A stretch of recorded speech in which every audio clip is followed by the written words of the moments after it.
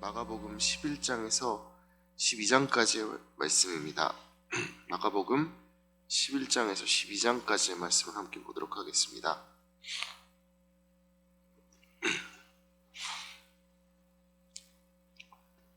11장부터는 예수님의 예루살렘 입성이 시작이 됩니다. 예수님께서는 이 사람들의 찬양의 소리 가운데 영광스럽게 예루살렘에 입성을 하십니다. 입성 후에 예수님께서 가장 먼저 하신 일은 이 12절부터 이어지는 이야기로 이 무화과 나무를 보시고 그 열매가 없는 것을 보시며 이제부터 영원토록 사람이 내게서 열매를 따먹지 못하리라고 말씀하시는 장면입니다. 이 예수님의 말씀에 대한 이 13절 하반부의 마가의 해설을 보게 되면 예수님이 이 무화과 나무에 열매 없음을 보시는 그때가 무화과의 때가 아니다 라는 사실을 강조하고 있습니다.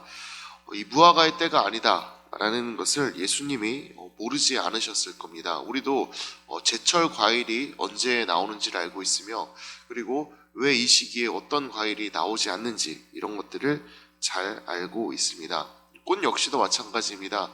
언제 피는 꽃들인지를 알고 있기에 그 꽃이 피지 않는 시기가 되면 지금 이 시기에는 이 꽃이 피지 않는다라는 그 사실을 우리는 알고 있습니다.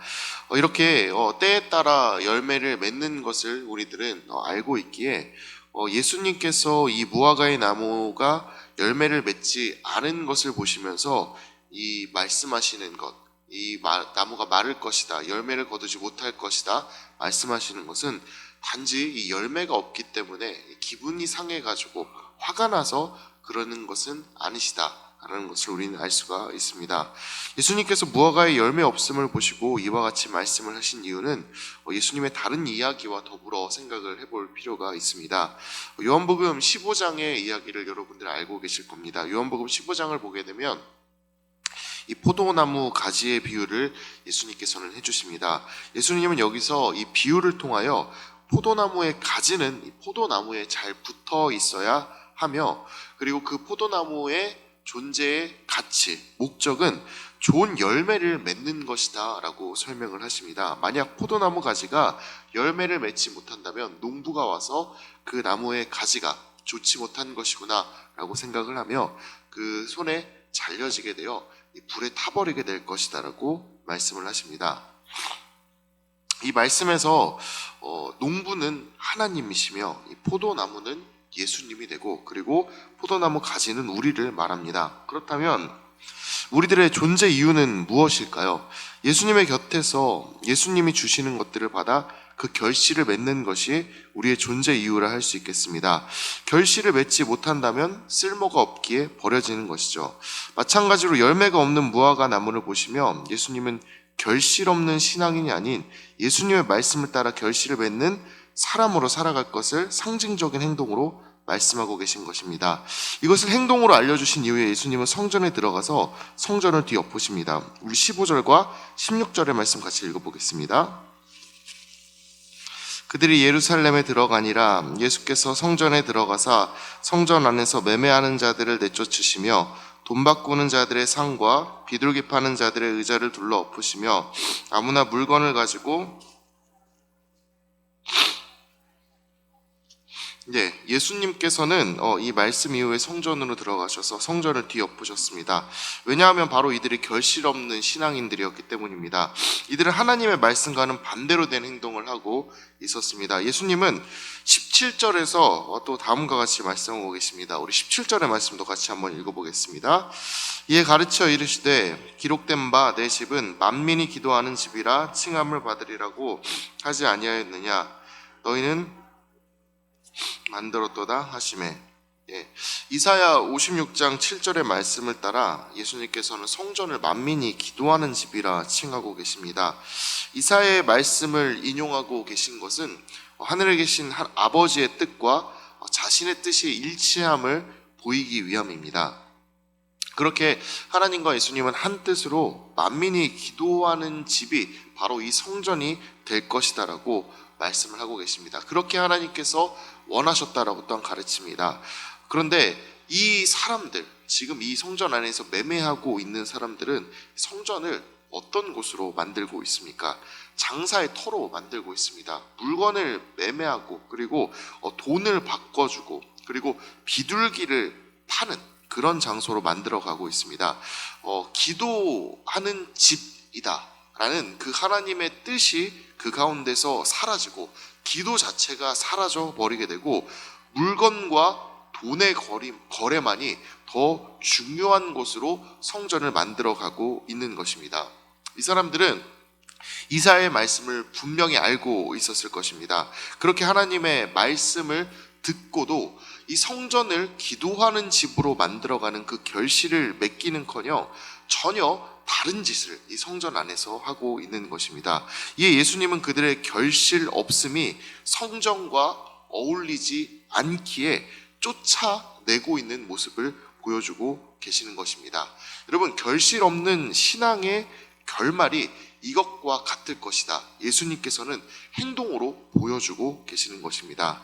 따라서 우리는 이 말씀을 통해 작은아마 하나님의 말씀을 삶 속에서 이루어가는 것이 그리고 결실을 맺어가는 신앙이 얼마나 중요한지를 깨달을 수 있기를 진실로 바랍니다. 예수님께서는 결실하지 않는 신앙, 그렇게 하나님의 말씀을 따라 살아가지 않는 신앙, 그런 사람들을 성전 안에서 내쫓으시며 당신들이 설 자리가 없다. 하나님의 말씀을 지키지 않고 당신들의 뜻대로, 이 세속적인 뜻대로 성전을 만들어가고자 하는 그런 마음들은 성전 안에 거할 수 없다라면서 내보내십니다. 따라서 우리는 예수님의 말씀, 하나님의 말씀을 우리 마음 가운데 품으며 그것을 이루어갈 수 있는 결실하는 신앙을 맺을 수 있게 되기를 진심으로 소망합니다. 이제 12장을 보도록 하겠습니다. 12장 18절 이하를 보게 되면 부활이 없다고 주장하는 사두개인들이 와서 예수님을 곤란에 빠뜨리기 위한 질문을 던지고 있는 것을 볼 수가 있습니다.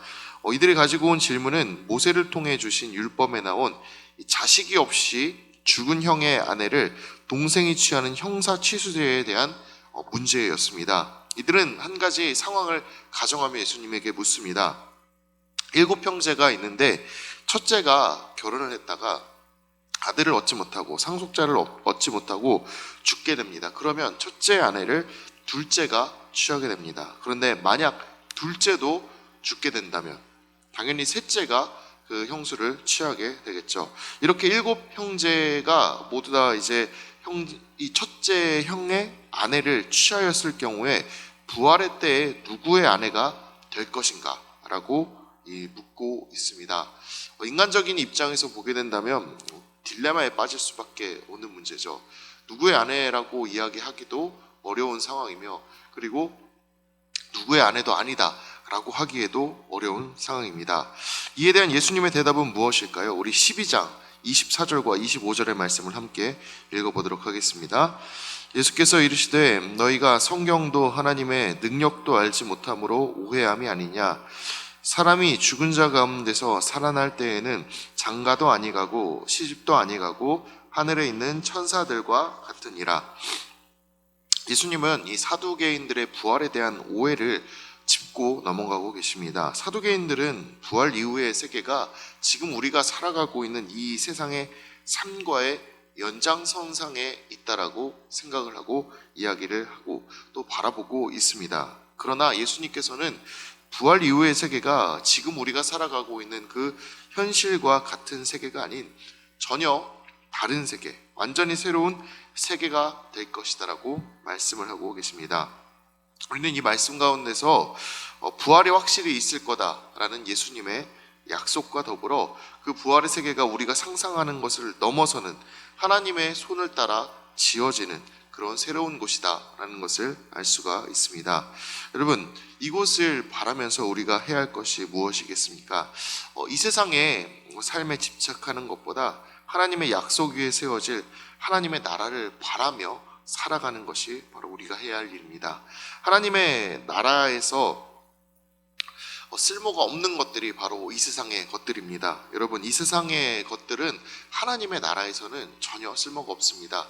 우리가 가지고 있는 그 모든 것들은 그 나라에서는 필요한 것이 아니라, 그리고 하나님께서 주시는 새로운 것들을 잊고, 그리고 하나님께서 주시는 그 새로운 음식들을 먹으며 살아가는 것이 우리들이기 때문에 우리는 이 세상의 것들에 연연하고, 그리고 이 세상의 것들에 욕심을 가질 필요가 없습니다. 따라서 이 세상의 것들에 욕심을 부리며 살아가는 것들보다 하나님의 나라에서 통용될 하나님의 가치를 마음속에 품고 살아가는 것, 그렇게 하나님의 가치를 지금 이 나라에서부터 우리 마음에 새기는 것, 그것이 우리에게는 더 중요합니다. 따라서 과도한 욕심으로 움켜쥐는 것보다 사랑으로 나누는 것을, 그리고 이 세상의 지혜보다 하나님의 지혜를 간구하며 살아가는 것이 우리에게는 더 필요합니다. 여러분, 우리가 그렇게 살아갈 수 있게 되길 원합니다. 이 세상의 것들을 움켜쥐기 위해 노력하는 것보다 하나님의 사랑과 그리고 하나님의 지혜를 바라며 살아가는 삶을 살 수 있게 되기를 진심으로 바랍니다. 이제 마가복음 11장에서 12장까지의 말씀을 경청하도록 하겠습니다. 주의 말씀은 내 발의 등이요 내 길의 빛이십니다. 아멘.